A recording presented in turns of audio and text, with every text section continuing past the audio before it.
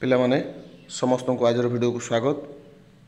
ଆଜି ଆମେ ଏହି ଭିଡ଼ିଓରେ ଆଲୋଚନା କରିବା ଓଡ଼ିଶା ଆଦର୍ଶ ବିଦ୍ୟାଳୟ ସଂଗଠନର ବାର୍ଷିକ ପରୀକ୍ଷା 2021-22ର ଅଷ୍ଟମ ଶ୍ରେଣୀ ଓଡ଼ିଆ କ୍ୱେଶ୍ଚନ୍, ଯାହା ଆମକୁ ଲାଭବାନ ହେବ। ଯେଉଁମାନେ ପରବର୍ତ୍ତୀ ପିଢ଼ିରେ ଅଷ୍ଟମ ଶ୍ରେଣୀରେ ବାର୍ଷିକ ପରୀକ୍ଷା ଦେବା ପାଇଁ ଯାଉଛନ୍ତି ବା ଦେବେ, ସେମାନଙ୍କ ପାଇଁ ଏହା ବହୁତ ହେଲ୍ପଫୁଲ୍ ହେବ। ସେମାନେ ଜାଣିପାରିବେ ଯେ କ୍ୱେଶ୍ଚନ୍ ପ୍ୟାଟର୍ନ କେମିତି ରହୁଛି, କ୍ୱେଶ୍ଚନ୍ କେମିତି ଆସେ। ଅବଶ୍ୟ ହୋଇପାରେ କରୋନା ପାଇଁ ଏଥର ସିଲାବସ୍ କମ୍ ଥିଲା, ଅଳ୍ପ ଥିଲା, କଟା ଯାଇଥିଲା, ତ ସେଥିପାଇଁ ଏହା ଭିନ୍ନ ହୋଇପାରେ। ତଥାପି ବାର୍ଷିକ ପରୀକ୍ଷାର ପ୍ରଶ୍ନପତ୍ର ଅନେକ ସମୟରେ ଆମକୁ ଅଧିକ ଜାଣିବାର ସୁଯୋଗ ଦିଏ ଏବଂ ତାର ପରୀକ୍ଷାର ଏକ୍ଜାମ୍ର ପ୍ୟାଟର୍ନ ଜାଣିବା ପାଇଁ ସୁଯୋଗ ଦିଏ। ତେବେ ଏଇରେ ଆମେ ଆଲୋଚନା କରିବା ତାର ପ୍ରଶ୍ନ ଏବଂ ତାର ଉତ୍ତର କେମିତି ହେବ। ଦେଖନ୍ତୁ, ଶ୍ରେଣୀ ଅଷ୍ଟମ ବିଷୟ ଓଡ଼ିଆ ଲେଖା ହେଇଛି। ପୂର୍ଣ୍ଣ ସଂଖ୍ୟା 80 ଅଛି, 80 ମାର୍କ ରହୁଛି, ଆଉ 20 ମାର୍କ ଅଛି ପ୍ରାକ୍ଟିକାଲ। ସମୟ 2 ଘଣ୍ଟା 30 ମିନିଟ୍। କ ବିଭାଗ ପ୍ରଥମେ ଦେଇଛି ନିମ୍ନଲିଖିତ ଅନୁଚ୍ଛେଦ ପଢ଼ି ପ୍ରଶ୍ନଗୁଡ଼ିକର ଉତ୍ତର ଦିଅ। ତ ପିଲାମାନେ ଜାଣି ରଖିବା ଉଚିତ, ଏହା 5 ମାର୍କ ପାଇଁ ଅଛି। 5ଟି ପ୍ରଶ୍ନର ଉତ୍ତର କରିବାକୁ ପଡ଼ିବ ଅନୁଚ୍ଛେଦଟିକୁ ପଢ଼ିକି। ଇଏ ଅନୁଚ୍ଛେଦଟି ହେଉଛି ଏକ ଅନନୋନ୍ ବା ଅଜଣା ଅନୁଚ୍ଛେଦ ତୁମ ପାଇଁ। ତୁମେ ଅନୁଚ୍ଛେଦଟିକୁ ନିଜେ ପଢ଼ି ପକାଇବ।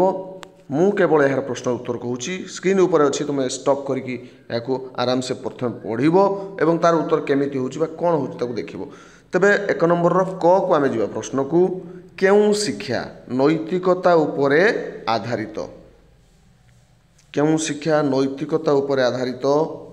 ତୁମେ ଦେଖିପାରୁଥିବ ଅପସନ୍ ଗୁଡ଼ିକ ରହିଛି। ଆଇ ସାମାଜିକ, ଦ୍ୱିତୀୟ ରହିଛି ରାଜନୈତିକ, ସାଂସ୍କୃତିକ, ନୈତିକ। ତେବେ ସଠିକ ଉତ୍ତର ହେବ IV ନୈତିକ। ନୈତିକ ହେବ ସଠିକ ଉତ୍ତର। ଏବଂ ପରବର୍ତ୍ତୀ ରହୁଛି ଖ ସତ୍ ଓ ଅସତ୍ ମଧ୍ୟରେ ବା ସତ୍ୟ ଓ ଅସତ୍ୟ ମଧ୍ୟରେ ଦ୍ୱନ୍ଦ୍ୱ ଉପୁଜିଲେ କାହାର ବିଜୟ ହୁଏ? ଆମେ ଜାଣିଛୁ ଏଇଟା ତୁମେ ଭଲ ଭାବରେ ସତ୍ୟ ହିଁ ହେବ ସଠିକ ଉତ୍ତର। ତ୍ରିପୁଲାଇ। କେଉଁ ଶିକ୍ଷା ଗରେ କେଉଁ ଶିକ୍ଷା ସତ୍ୟ, ଶିବ, ସୁନ୍ଦରର ଉପାସକ ହେବାକୁ ପ୍ରେରଣା ଦିଏ? ତେବେ ଅପସନ୍ ରହିଛି ସାମାଜିକ, ଦାର୍ଶନିକ, ନୈତିକ, ସାଂସ୍କୃତିକ। ସଠିକ ଉତ୍ତର ହେବ ତ୍ରିପୁଲାଇ ନୈତିକ। ଘ କିଏ ପ୍ରଜ୍ଞାବାନ ପ୍ରାଣୀ ଅଟେ? ସାଧୁ, ଦେବତା, କଚ୍ଛପ, ମାନବ। ତେବେ ଏହା ହେବ ମାନବ। ପିଲାମାନେ ଉପରୋକ୍ତ ଅନୁଚ୍ଛେଦ ପଢ଼ିଲେ ହିଁ ଏହାର ଉତ୍ତର କରିପାରିବ। କେଉଁ ଗୁଣ ମାନବକୁ ଇତର ପ୍ରାଣୀମାନଙ୍କ ଠାରୁ ପୃଥକ କରାଏ? ନିର୍ଭୀକ ଗୁଣ, ସହଜ ଗୁଣ, ନିଃସ୍ୱାର୍ଥପର, ଦେବୋପମ। ସଠିକ ଉତ୍ତର ହେବ IV ଦେବୋପମ। ତେବେ ପରବର୍ତ୍ତୀ ପ୍ରଶ୍ନକୁ ଯିବା। ଖ ବିଭାଗ।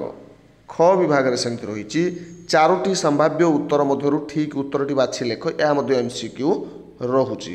ତାହେଲେ ଏ କେତେ ରହୁଛି? 1 × 25, ଅର୍ଥାତ୍ 25 ଗୋଟି ପ୍ରଶ୍ନକୁ ଆମକୁ ଏଠି କରିବାକୁ ପଡ଼ିବ ଖ ବିଭାଗରେ, ଆଉ ସବୁଗୁଡ଼ିକ 1 ମାର୍କ ଲେଖାଏ।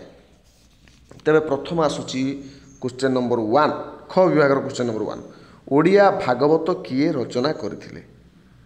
ଅପସନ୍ ରହିଛି ବଳରାମ ଦାସ, ଜଗନ୍ନାଥ ଦାସ, ଶାରଳା ଦାସ, ହରିହର ଦାସ। ତେବେ ସଠିକ ଉତ୍ତରଟି ହେବ I ଜଗନ୍ନାଥ ଦାସ। ପିଲାମାନେ ଜଗନ୍ନାଥ ଦାସ ଜାଣିପାରିବ, ମୁଁ ଚିହ୍ନ ମାରିଦେଉଛି। 2 କାହା ଆଗରେ ଶ୍ରୀକୃଷ୍ଣ ବୃକ୍ଷର ମହିମା କଥା କହୁଥିଲେ? କାହା ଆଗରେ ବୃକ୍ଷର ମହିମା କଥା କହୁଥିଲେ? ଗୋପୀ, ଗୋପାଳ, ନନ୍ଦରାଜା, ଯଶୋଦା। ବୃକ୍ଷ ମାହାତ୍ମ୍ୟ ବିଷୟରେ ଆସିଛି ପିଲାମାନେ, ମନେ ପକାଅ, ସବୁ ପଢ଼ା ହେଇଛି କ୍ଲାସ୍ରେ। ଗୋପାଳମାନଙ୍କ ଆଗରେ କହୁଥିଲେ। ତେବେ 3 ନମ୍ବର ପିମ୍ପୁଡ଼ି ଠାରୁ ଆମର କ'ଣ ଶିଖିବାର ଅଛି? ସଞ୍ଚୟ କରିବା, ଶୋଇବା, ଖାଇବା, ବୁଲିବା। ତାହେଲେ ସଠିକ ଉତ୍ତର ହେବ, ପିଲାମାନେ ଏହା ଜାଣିଛ, ସଞ୍ଚୟ କରିବା। ତ ଏହା କେଉଁ ବିଷୟରୁ ଆସିଥିଲା? କିଏ କହିପାରିବ?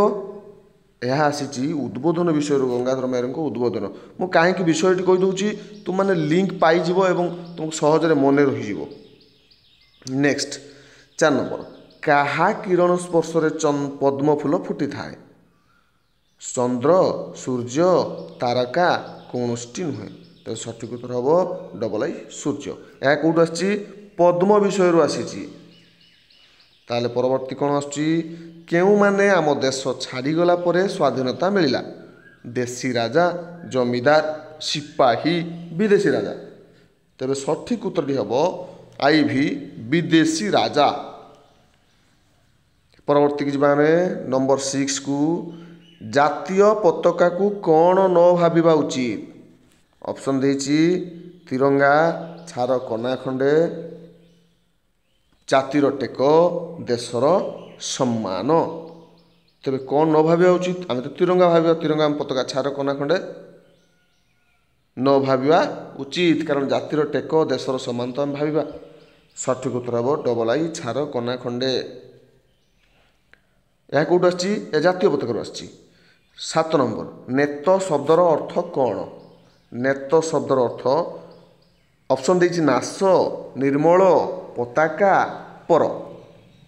तेरे नेतर हम अर्थ कौन ट्रिपुल आई रे पताका, केतन ये सब नेतर प्रतिशब्द बा अर्थ। उद्बोधन कवितार कवि किए।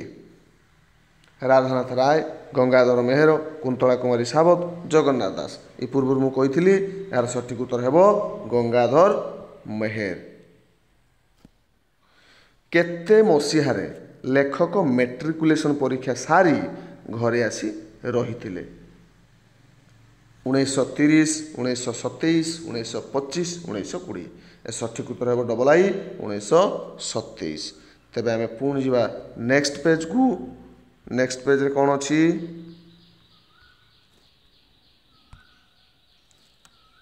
10 नंबर। 10 नंबर आज कौन है किए आज शासन विरोध रे विद्रोही और विप्लवी साजिची। ऑप्शन होइछि गुरु, शिष्य, समाज, साधारण जनता। तेबे सठिक उत्तर हम ऑप्शन डबल आई शिष्य। शिष्य हम सठिक उत्तर। 11 नंबर जीवन सौधर मूल भित्ति केउठारे पड़ी थाए। ऑप्शन गुड़िक मध्य रही बण, सहर, विदेश, विद्यालय। तेरे सठिक उत्तर हम आईभी विद्यालय। 12 नंबर मनीष मनर संकीर्णता दूर करने कौन दरकार। ऑप्शन रही ज्ञान, संस्कार, शस्त्र विद्या, प्रजुक्ति विद्या। तेरे सठिक उत्तर हम संकीर्णता दूर करने ज्ञान आवश्यक आई सठिक उत्तर। 13 नंबर वैज्ञानिक मनोवृत्ति सर्वप्रथमे कौन आवश्यक। आसक्ति, पक्षपातिता, निरपेक्ष भाव, सहयोग मनोभाव। तेरे सठिक उत्तर कौन हम पिला माने निरपेक्ष भाव, कारण आसक्ति आवश्यक नहीं, पक्षपातिता आवश्यक नहीं, सहयोग मनोभाव आवश्यक नहीं। वैज्ञानिक मनोवृत्ति प्रबंधर प्राबंधिक किए। 14 नंबर वैज्ञानिक मनोवृत्ति प्रबंधर प्राबंधिक किए। उदयनाथ षडंगी, शरत कुमार महांती, महांत नुह सीटा महांती हम, गोदावरीश मिश्र, अनंत पट्टनायक। तो सठिक उत्तर हम शरत कुमार महांती डबल आई।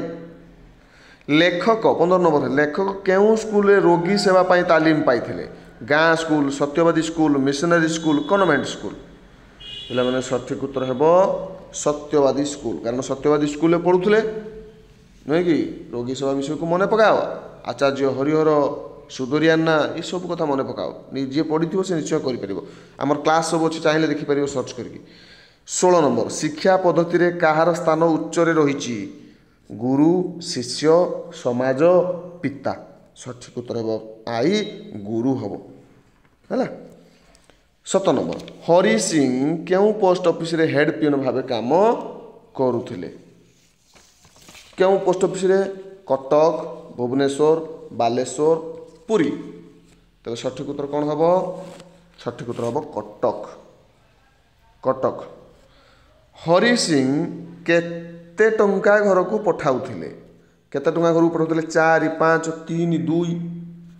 सठिक उत्तर हम 4 टंका घर को पठाउथिले। हरिसिंह पुओ ना कौन गोपाल। आम एटा कौट पढ़ुंट डाकमुंशी फकीर मन डाकमुंशी गलपुर। 19 नंबर गोपालर मासिक दरमा केते थिला। 15, 10, 20, 25। सठिक उत्तर हम ट्रिपुल आई 20। तापर 20 नंबर गाल्पिक राजकिशोर राय स्त्री नाम कौन। गाल्पिक राजकिशोर राय स्त्री नाम कौन। ऑप्शन रही पुष्पा, सुनंदा, सेवती, रेवती। सठिक उत्तर हम सुनंदा। ये गल्प कौटू आसी दशहरा भेटू आसी। ଗାଳ୍ପିକ ନିଜେ ଏକ ଚରିତ୍ର ହେଇକି ବର୍ଣ୍ଣନା କରୁଛନ୍ତି ତାଙ୍କ ସ୍ତ୍ରୀଙ୍କ କଥା। ଜାଣିହେଲା ତ। ସୁନନ୍ଦା କାହାର ପ୍ରେୟସୀ ଥିଲେ? କାବ୍ୟ କବିତା, ଗଳ୍ପ, ପ୍ରବନ୍ଧ, ନାଟକ। ସଠିକ୍ ଉତ୍ତର ହେବ ଅପସନ୍ ଆଇ କାବ୍ୟ କବିତା। 22 ନମ୍ବର ସୁନନ୍ଦାଙ୍କ ଘରର ଚାକର କିଏ ଥିଲା? ରାମ, ରମୁ, ଶ୍ୟାମ, ରାଘବ। କିଏ ହେବ? ରାମୁ ହେବ ସଠିକ୍ ଉତ୍ତର, ଯାହାକି ରମୁ ଭାବରେ ଦେଇଛି। 23 ନମ୍ବର ବ୍ରାହ୍ମଣ ଦମ୍ପତି କେଉଁ ସହରରେ ରହୁଥିଲେ? ହସ୍ତିନାବତୀ, ମିଥିଳା, ଅଯୋଧ୍ୟା, ମଥୁରା। ତେବେ ସଠିକ୍ ଉତ୍ତର ହେବ ଅପସନ୍ ଆଇ ହସ୍ତିନାବତୀରେ ରହୁଥିଲେ। 24 ନମ୍ବର ମା ତୁମେ ସାକ୍ଷାତ ଲକ୍ଷ୍ମୀ ମା ଏକଥା କିଏ କହିଥିଲା? 24 ନମ୍ବର ଅପସନ୍ ଦେଇଛି ଭିକାରୀ, ସନା, ବ୍ରାହ୍ମଣ, ଯୁଧିଷ୍ଠିର। ସଠିକ୍ ଉତ୍ତର ହେବ ଭିକାରୀ। ହେଲା କି ସେ ଯେଉଁ ଦାନା ଖାଇସାରିଲା ପରେ, ଖାଦ୍ୟ ଖାଇସାରିଲା ପରେ କହିଥିଲା, ମନେ ପକାଅ। 25 ନମ୍ବର କିଏ ଅତିଥିଙ୍କ ଅଇଁଠା ପତ୍ର ଚାଟୁଥିଲା? ବିରାଡ଼ି, ମୂଷା, ଠେକୁଆ, ନେଉଳ। ସଠିକ୍ ଉତ୍ତର ହେବ ଆଇ ଭି ନେଉଳ, କାରଣ ନେଉଳଟି ସୁନା ହେଇଯାଇଥିଲା ସେ ଅଇଁଠା ପତ୍ର ଚାଟିକି, ଜାଣିଥିବ ସୁନା ନେଉଳ, ମଙ୍ଗଳଚରଣଙ୍କର ସୁନା ନେଉଳରୁ ଆସିଅଛି। 26 ନମ୍ବର ସ୍ୱର ବର୍ଣ୍ଣ କେତୋଟି ଥାଏ? ବିଶେଷ କରି ଓଡ଼ିଆ ବିଷୟ କଥା କହୁଛି। 8, 9, 11, 20। ତେବେ ସଠିକ୍ ଉତ୍ତରଟି ହେବ 11ଟି ସ୍ୱରବର୍ଣ୍ଣ ଥାଏ, କିନ୍ତୁ ସ୍ୱର ଧ୍ୱନି ଅଲଗା। ପିଲାମାନେ ମନେ ରଖିଥିବ। 27 ନମ୍ବର ଚ କେଉଁ ବର୍ଣ୍ଣର ଅନ୍ତର୍ଭୁକ୍ତ? ଏଇଟା ଚ କିମ୍ବା ଟ ଉଭୟ ଭଳି ଲାଗୁଛି, ଯାହାହେଲେ ବି ଉତ୍ତର ଏକା ହେବ, ଚ ହେଉ ବା ଟ ହେଉ। ଠିକ୍ ସେ ଦେଖାଯାଉନି ଚ କି ଟ। କେଉଁ ବର୍ଣ୍ଣରେ ଅନ୍ତର୍ଭୁକ୍ତ? ସ୍ୱର ବର୍ଣ୍ଣ, ବର୍ଗୀୟ ବ୍ୟଞ୍ଜନ ବର୍ଣ୍ଣ, ଅବର୍ଗୀୟ ବ୍ୟଞ୍ଜନ ବର୍ଣ୍ଣ, ଅନୁନାସିକ ବର୍ଣ୍ଣ। ଉତ୍ତର ସମାନ ହେବ। ସଠିକ୍ ଉତ୍ତର ହେବ ବର୍ଗୀୟ ବ୍ୟଞ୍ଜନ ବର୍ଣ୍ଣ। ଏଇସବୁ ବର୍ଗୀୟ ଭିତରେ ଅଛନ୍ତି, ଚ ଥିଲେ ବି ସେ ଅଛି, ଚ ପ୍ରକାର ଭିତରେ ଚ, ଛ, ଜ, ଝ, ନ୍ୟ। ଟ ଥିଲେ ବି ଅଛି, ଟ, ଠ, ଡ, ଢ। 28 ନମ୍ବର ଯେଉଁ ପଦ କୌଣସି ନିର୍ଦ୍ଦିଷ୍ଟ ନାମକୁ ବୁଝାଇଥାଏ ତାକୁ କ'ଣ କୁହାଯାଏ? ବିଶେଷ୍ୟ, ବିଶେଷଣ, କ୍ରିୟା, ଅବ୍ୟୟ। ସଠିକ୍ ଉତ୍ତର ହେବ ବିଶେଷ୍ୟ, ନାମବାଚକ ବିଶେଷ୍ୟ। ହେଲା କହିଛି। 29 ନମ୍ବର ସେ ଜଣେ ଡେଙ୍ଗା ମଣିଷ। ଏଠି ଡେଙ୍ଗା କି ପ୍ରକାରର ପଦ? ବିଶେଷ୍ୟ, ବିଶେଷଣ, କ୍ରିୟା, ଅବ୍ୟୟ। ସେ ଜଣେ ଡେଙ୍ଗା ମଣିଷ ଏଠି ହେବ ବିଶେଷଣ, ବିଶେଷ୍ୟର ଗୁଣକୁ ବୁଝାଉଛି, ବିଶେଷଣ ହେବ ଡେଙ୍ଗା ମଣିଷ। ଆଚ୍ଛା ଯଦି ପୁଣି ପଚାରେ, ମୁଁ ପଢ଼େଇଥିଲି, ଯେଉଁମାନେ ଦେଖିଥିବ କହିପାରିବ ଏହା କେଉଁ ପ୍ରକାର ବିଶେଷଣ? ଯଦି ପ୍ରଶ୍ନ ପଡ଼ିଥାନ୍ତା ତାହେଲେ କ'ଣ କରିଥାନ୍ତ? କ'ଣ ହେଇଥାନ୍ତା? ପିଲାମାନେ ବିଧେୟ ବିଶେଷଣ ଥିଲା, ବିଶେଷ୍ୟ ବିଶେଷଣ ଥିଲା, ବିଶେଷଣର ବିଶେଷଣ ଥିଲା, କ୍ରିୟା ବିଶେଷଣ ଥିଲା, ସର୍ବନାମ ବିଶେଷଣ, ଅନେକ ବିଶେଷଣ ଥିଲା। ତମାନେ ଚିନ୍ତା କରିବ, ନହେଲେ ଭିଡ଼ିଓ ଦେଖିବ, ଜାଣିପାରିବ ଠିକ୍। 30 ନମ୍ବର ଆମେ ପଡ଼ିଆରେ ଖେଳିବୁ ରେଖାଙ୍କିତ ପଦଟି କି ପ୍ରକାର କି କ୍ରିୟା? ତାହା ତ କ୍ରିୟା। କେଉଁ ପ୍ରକାର କ୍ରିୟା? ସମାପିକା, ଅସମାପିକା, ସକର୍ମକ, କୌଣସି ନୁହେଁ। ଏହା ସମାପିକା କ୍ରିୟା। ଆମେ ଖେଳିବୁ, ଖେଳି ହେଇଥିଲେ ଅସମାପିକା ହେଇଥାନ୍ତା। ତେବେ ପରବର୍ତ୍ତୀ ପେଜକୁ ଯିବା ଆମେ। 3 ନମ୍ବର ପେଜକୁ କ'ଣ ଅଛି ଦେଖିବା।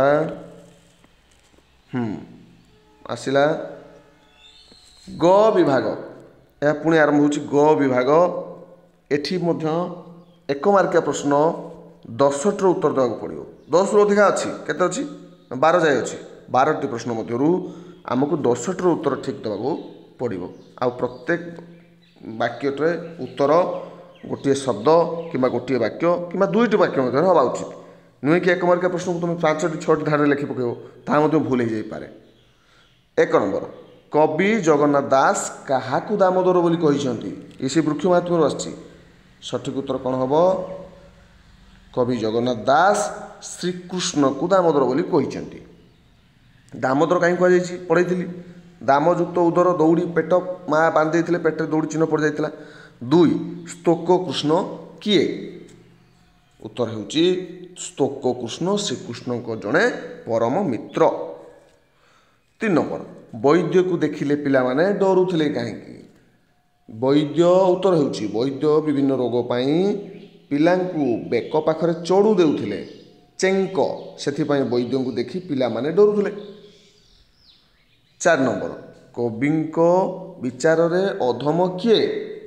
ଉତ୍ତର ହେଉଛି ପିଲାମାନେ କବିଙ୍କ ବିଚାରରେ ଯାହାର ମାତୃଭାଷା ଦୁର୍ବଳ ସେ ଅଧମ ଅଟେ।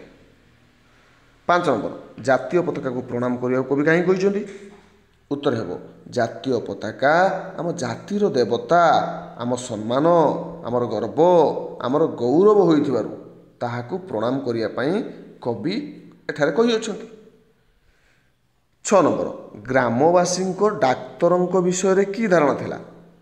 ରୋଗୀ ସେବା ବିଷୟରେ ଆସୁଛି। ତାହେଲେ ହେବ ଡାକ୍ତର କେବଳ କଟାକଟି କରନ୍ତି, ଏକଥା ଗ୍ରାମବାସୀଙ୍କ ମନରେ ଧାରଣା ଥିଲା, ସେଥିପାଇଁ ଡାକ୍ତରଙ୍କୁ ମଧ୍ୟ ଡରିଥାନ୍ତି। 7 ନମ୍ବର ତୃତୀୟ ପ୍ରଗତିଟି ହେଲା କ'ଣ? ତୃତୀୟ ପ୍ରଗତିରେ କ'ଣ ସେ ପଚାରୁଛି? ତୃତୀୟ ପ୍ରଗତି ହେଲା ଆଧ୍ୟାତ୍ମିକତା ହେଲା। 8 ନମ୍ବର ବିଶେଷଣ ପଦ କାହାକୁ କୁହାଯାଏ? ଉତ୍ତର ହେବ ଯେଉଁ ପଦ ବିଶେଷ୍ୟ ପଦକୁ ବିଶେଷିତ କରିଥାଏ ତାହାକୁ ବିଶେଷଣ ପଦ କୁହାଯାଏ। 9 ନମ୍ବର ସିଂହ ଶବ୍ଦର ଲିଙ୍ଗ ପରିବର୍ତ୍ତନ କଲେ କ'ଣ ହେବ? ସିଂହୀ ହେବ। 10 ନମ୍ବର ଓଡ଼ିଆ ଭାଷାରେ କେତୋଟି ବଚନ ବ୍ୟବହାର ହୁଏ? ଉତ୍ତର ହେବ ପିଲାମାନେ 2ଟି, ଏକ ବଚନ ବହୁ ବଚନ, 2 ବଚନ ନାହିଁ, ସଂସ୍କୃତରେ ଅଛି 2 ବଚନ।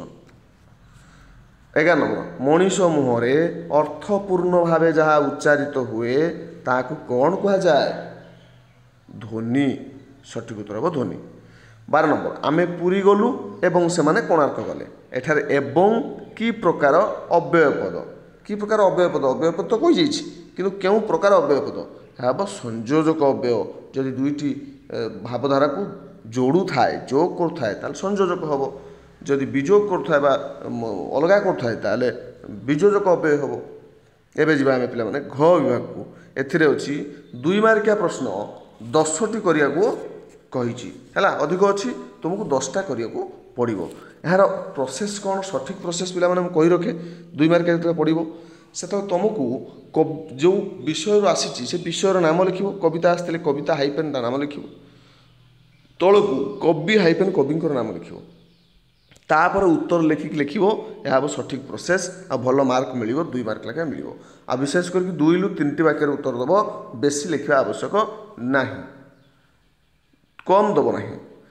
1 ନମ୍ବର କ ଆମେ କିପରି ସ୍ୱାଧୀନତା ହାସଲ କରୁଛୁ ବୋଲି କବିତାରେ କୁହାଯାଇଛି? କବିତା ହେବ ଜାତୀୟ ପତାକା, କବି ହାଇପେନ୍ ଗୋଦାବରୀଶ ମିଶ୍ର। ଉତ୍ତର ହେବ ଜାତୀୟ ସଂଗ୍ରାମରେ ଶହ ଶହ ବୀର ସଂଗ୍ରାମ କରି ଜାତିର ମର୍ଯ୍ୟାଦା ପାଇଁ ପ୍ରାଣ ଦେଇଥିଲେ, ବହୁ କଷ୍ଟ ସ୍ୱୀକାର କରି ଆମେ ବିଦେଶୀମାନଙ୍କୁ ତଡ଼ି ସ୍ୱାଧୀନତା ହାସଲ କରୁଛୁ। ପିଲାମାନେ କହି ରଖେ, ମୁଁ ଯାହା କହିଲି ସେଇଟା ହିଁ କେବଳ ଉତ୍ତର ହେବ ବୋଲି କିଛି କହିହେବ ନାହିଁ। ଏଇଟା ହିଁ ଉତ୍ତର, ତୁମେମାନେ କିଛି ବଦଳ କରି କିଛି ଅଲଗା ଭାବରେ ମଧ୍ୟ ଉତ୍ତର ଦେଇପାରିବ, ତାହା ମଧ୍ୟ ଠିକ୍ ହେବ। ଖ ମଣିଷର ଉନ୍ନତି ସହ ଭାଷାର କି ସମ୍ବନ୍ଧ ଅଛି? ତାହେଲେ କବିତା ହେବ ଉଦ୍ବୋଧନ, କବି ହେବ ଗଙ୍ଗାଧର ମେହେର। ଉତ୍ତର ହେବ ମଣିଷର ଉନ୍ନତି ସହ ଭାଷାର ଗଭୀର ସମ୍ପର୍କ ରହିଛି, କାରଣ ଉପଯୁକ୍ତ ଭାଷା ଜ୍ଞାନ ନଥିଲେ ବ୍ୟକ୍ତି କଳ ବଳ କୌଶଳ କଳାରେ ସାମର୍ଥ୍ୟ ପ୍ରକାଶ କରିପାରି ନଥାନ୍ତା। ଗ ନିଜଠାରୁ ଅଧିକ ବଳଶାଳୀ ଜନ୍ତୁମାନଙ୍କୁ ମଣିଷ ଆୟତ୍ତ କରିପାରିଛି, ଏହାର କାରଣ କ'ଣ? ତ ହେବ କବିତା ହେବ ଉଦ୍ବୋଧନ, କବି ହେବ ଗଙ୍ଗାଧର ମେହେର। ଉତ୍ତର ହେବ ମଣିଷ ନିଜର ଜ୍ଞାନ ଓ କୌଶଳ ବଳରେ ନିଜଠାରୁ ଅଧିକ ବଳଶାଳୀ ଜନ୍ତୁମାନଙ୍କୁ ଆୟତ୍ତ କରିପାରିଛି। ଘ ସତ୍ୟବାଦୀ ବିଦ୍ୟାଳୟରେ ଛାତ୍ରମାନେ କିପରି ରୋଗୀ ସେବା କରୁଥିଲେ? ଏହା ବିଷୟ ହେବ ରୋଗୀ ସେବା, କବି ହେବ ଲେଖକ ହେବେ ଉଦୟନାଥ ଷଡ଼ଙ୍ଗୀ। ତେବେ ଉତ୍ତର କ'ଣ ହେବ? ସତ୍ୟବାଦୀ ସ୍କୁଲରେ ପିଲାମାନେ ପାଳି କରି ସେବା କାର୍ଯ୍ୟ କରୁଥିଲେ। ପାଳି ଦାୟିତ୍ୱରେ ଥିବା ପିଲା ସକାଳେ ଗ୍ଲାସରେ ନିମ ଛେଲି ଓ ଚିରେଇ ତା ସିଝା ପାଣି ପ୍ରତି ପିଲାଙ୍କୁ ଦେଉଥିଲା। ଛାତ୍ରାବାସରେ କୌଣସି ପିଲାଙ୍କୁ ଜ୍ୱର ହେଲେ ରାତି ସାରା ଅନିଦ୍ରାରେ ସେବା କରୁଥିଲେ। ରୋଗୀର ମୁଣ୍ଡ ଗୋଡ଼ ଚିପି ଦେବା, ଝାଡ଼ା ପରିସ୍ରା ହେଲେ ବିଛଣା ଧୋଇଦେବା ସବୁ କାର୍ଯ୍ୟ କରିବାକୁ ପଡ଼ୁଥିଲା। ଓ ଗ୍ରାମ୍ୟ କଳୁଷିତ ହେବାର କାରଣ କ'ଣ? ଏଥିରେ ବିଷୟ ହେଉଛି ପ୍ରଗତି ଓ ମାନବ ଧର୍ମ। ଲେଖକ ହେଉଛନ୍ତି ବୈଦ୍ୟନାଥ ମିଶ୍ର। ଉତ୍ତର ହେବ ଗ୍ରାମରେ ପରସ୍ପର ମଧ୍ୟରେ ପାରସ୍ପରିକ କଳହ ଯୋଗୁଁ ଗ୍ରାମ୍ୟ ଜୀବନ କଳୁଷିତ ହେଉଛି। ଚ ବୈଜ୍ଞାନିକ ମନୋଭାବ ଥିବା ବ୍ୟକ୍ତି ବିରଳ ବୋଲି ପ୍ରବନ୍ଧରେ କାହିଁକି କୁହାଯାଇଛି? ଏହା ହେବ ବୈଜ୍ଞାନିକ ମନୋବୃତ୍ତି ପ୍ରବନ୍ଧ, ବୈଜ୍ଞାନିକ ମନୋବୃତ୍ତି, ପ୍ରାବନ୍ଧିକ ଶରତ କୁମାର ମହାନ୍ତି। ଉତ୍ତର ହେବ वैज्ञानिक मनोभाव थिबा व्यक्ति और शास्त्रमता को अंध भाव ग्रहण करती ना। खूब कम लोक अच्छा जो मैंने व्यक्तिगत लाभ इच्छा को जलांजलि दे सत्यर उद्घाटन पर निरपेक्ष भाव विचार करती जहाँ संसार में अति विरल। नंबर 7 कटा घार चिकित्सा विषय कौन लिखा होता। विषय हूँ रोगी सेवा। प्राबंधिक उदयनाथ महांती, उदयनाथ षडंगी। परवर्ती आसुची उत्तर रे कटा घारे दुब को छेची बा पाटिरे चोबाई लगाई देले रक्त बहिबा बंद होगा संगे संगे घा मध्य सुखी थाए बोली स्वास्थ्य रक्षा बही रे लेखा थिला। नेक्स्ट समाजर हित साधन निमंते कौन दरकार बोली लेखक कहिसेंती जरे। ताले उत्तर कौन हेबो समाजर हित निमंते 3 प्रकार प्रगति दरकार बोली कहा जायछि। सेगुड़ी होला ज्ञान और प्रविधि विज्ञान प्रसार, मानव समाज रे सामाजिकता और आध्यात्मिकतार विकास है।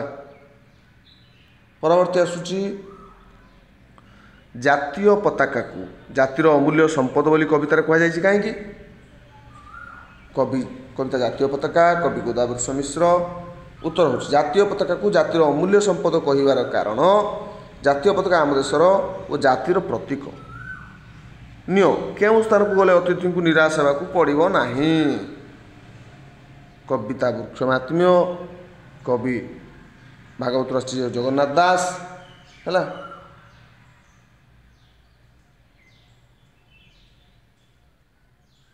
केउं स्थान को गले अतिथि को निराश होगा पड़े ना। सुजन गृह को गले अतिथि को निराश होगा पड़े नहीं बा पड़ो नहीं।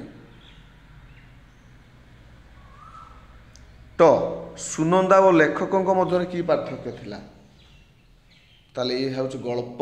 गल्पर नाम हूँ दशहरा बेटी है कि। तो एथिरे गाल्पिक होउचंती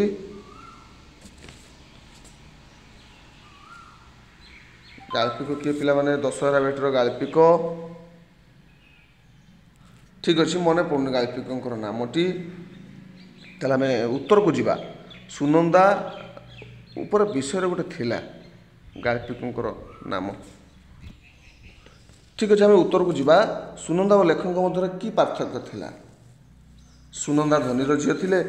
से स्वामी को आर्थिक सहायता करुथिले मध्य तांको भितर अहंग भाव लुचि रही।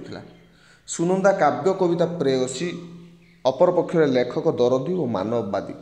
से वास्तवता को भल पाती। हाँ पिला माने यार कवि गल्पर गाल्पिक थे राजकिशोर राय है कि।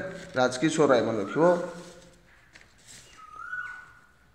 तेणु तांको पाई मृत्युर अर्थ मृत्यु जीवन अर्थ जीवन। सुनंदा को गाल्पिक गुरुत्व दियंती किंतु गाल्पिकों को सुनंदा गुरुत्व दियंती नहीं। लास्ट प्रश्न 9 टंका दरमारे हरि सिंह किपरि गुजराण मेंटाउथिले। गल्प डाकमुंशी गाल्पिक फकीरमोहन सेनापति। हरि सिंह 9 टंका दरमारे निज खर्च पर 5 टंका रखी कटक सहर में कष्टे मष्टे चलुले और बाकी 4 टंका गाँ घर को निज स्त्री और पुओ पठाउथिले। हेगला एबे आमे जीवा लास्ट को जीवा। ये रोची उ विभाग। यार रोची लॉन्ग क्वेश्चन सरलार्थ विभाग रोची सप्रसंग सरलार्थ लेख 5 मार्क पाई मात्र गोटे करियो पड़िबो। देइछि कोन उच्च हेबा पाई कर जेबे आशा उच्च कर आगे निज मातृभाषा। एवं परवर्ती किंबार देइछि मनीष केवल निज पाई बंचे नहीं समाज पाई बंचे। तो पिला माने सरलार्थटी आलोचना कले वीडियो बहुत लंबा हो जिवो। सरलार्थ पाई मु अलगा वीडियो करिछि आगरु आउर मध्य अलगा समय करदेबी। तेरे कही रखे सरलार्थ लिखिबो मन रखिबो। प्राबंधिक व प्रबंध प्राबंधिक नाम बा कविंकर नाम लिखिले 1 मार्क पाइबो। या सहित प्रसंग निर्देश क्यों उक्ति बा क्यों प्रसंग रे कथा कह जाए लिखिले 1 मार्क पाइबो। आ वर्णना पाई 3 मार्क। एमती स्टेप वाइज मार्किंग हम टोटाल 5 मार्क आपंकर रही। जदि कौन गोटे कम है ताल से मार्क कमिज है। उच्च होगापाई कर जब आशा धरा जाऊ गोटे एग्जांपल स्वरूप कहीदेवी। उच्च होगापाई ... निज मातृभाषा। उक्त पद्यांशटी आम पठित साहित्य बहिर बा अष्टम श्रेणी साहित्य बहिर उद्बोधन विषय आसीअछि जार कवि होउचंती गंगाधर मेहर बुझुछि गंगाधर मेहर एठारे बा उक्त प्रसंग रे मातृभाषा को उच्च करिबा पाई तार प्रतीकात्मक भावे खूब सुंदर भाव वर्णना करछंती तापर व्याख्या करिवो किबोली भाव से वर्णना करछंती कोन कोन हला सेमिति मनुष्य केवल करि परिबो नंबर 2 एहा रहिछि सुना नेउल एकांकिकारु कौन शिक्षा मिलूँ आलोचना कर यह लंग क्वेश्चन रही है 5 मार्क किंबार कर सुना नेउल कथा कह मिलला सरला तापर आस गल्पटर नाम दशहरा भेटी होतार कारण कौन दशहरा भेटी कहीं तो उपरटी आसी सुना नेउल विषय एकांकिकारु तलटी आसी दशहरा भेटी गल्पर या सेमती लिख मन रख पे लिखला बेले गाल्पिक नाम गल्पर नाम निहाती लिख है से 1 मार्क अच्छी वर्णना 3 मार्क अच्छी है आउ कौन अच्छी ना निजस्व मतामत प्रसंग निर्देश 1 मार्क अच्छी ये सब ध्यान देके लिख अनेक समय गल्पर उत्तर देवाई लंग क्वेश्चन उत्तर देवाई पिला गाल्पिक गल्पर नाम लिखि न था तेणु मार्क कमी जाए ग विभाग च च पर च विभाग च विभाग 1 नंबर यह हूँ रचना जेकोसी गोटे विषय रचना लेख बा प्रबंध लेख 5 मार्क अच्छी देख पिला क अच्छी कोरोना महामारी मु वीडियो करछि कोरोना महामारी उपरे 1 लाख रु अधिक लोक ताको देखि सारछंती तो मैंने सर्च मारिबो कोरोना महामारी बाई संजय सर बाहर पटू देखि पारिबो तापर होछि कंप्यूटर शिक्षा छात्र श्रृंखला दशहरा मु कोरोना महामारी दशहरा एवं अन्य विषय उपर मध्य करि सारिछि तो मैंने चाहिए देखि दे पारिबो इंपोर्टेंट बोली मध्य कहितिली 2 रे निम्न रे दिया जाइथिबा जेकोसी गोटे विषय रे पत्र किंबा दरखास्त लेख हाँ पिला माने मु टिके रचना विषय कहि दउछि रचना लिखा उपक्रम निहाती लिख उपसंहार निहाती लिख उपक्रम 1 मार्क उपसंहार 1 मार्क रही आउ जो विषय वस्तु व्याख्या कर 3 मार्क यही अनुजाई मार्क मिल द्वितीय निम्न दि जाइए जेकोसी गोटे विषय पत्र किंबा दरखास्त लेख तुम ग्राम नलकूप खनन पर ब्लॉक उन्नयन अधिकारी को दरखास्त लेख तुम गाँव में नलकूप खनन पर मुझे कहीदे तुमको वीडियो अच्छी चाहिए देखिदे पार किंबा तुम जीवन लक्ष्य वर्णना कर सांग निकट को पत्र लेख यहाँ कहीदे तुम चाहिए देखिपार सबकि एवेलेबल अच्छी मुझे इम्पोर्टाट तुम चेष्टा कले कर ऑल द बेस्ट समस्त को मो तरफ ऑल द बेस्ट आगामी परीक्षा जो मैंने परीक्षा देवाई जाऊच यही सेसन तो आम सुंदर भाव आलोचना कले आशा कर समस्त बुझीपार टी प्राक्ट हो जापर कौ भाई क्वेश्चन पैटर्न आसुच्ची भल लगुच वीडियो को लाइक कर आउ कौन दरकार कमेंट कर अन्य विषय सब ओडिया विशेष करके वीडियो छाड़ुची तुम भलपाई शेयर करदेव परिवार मिसापी सब्सक्राइब करदेव धन्यवाद समस्त दिनटी आज मंगलमय हो शुभमय हो।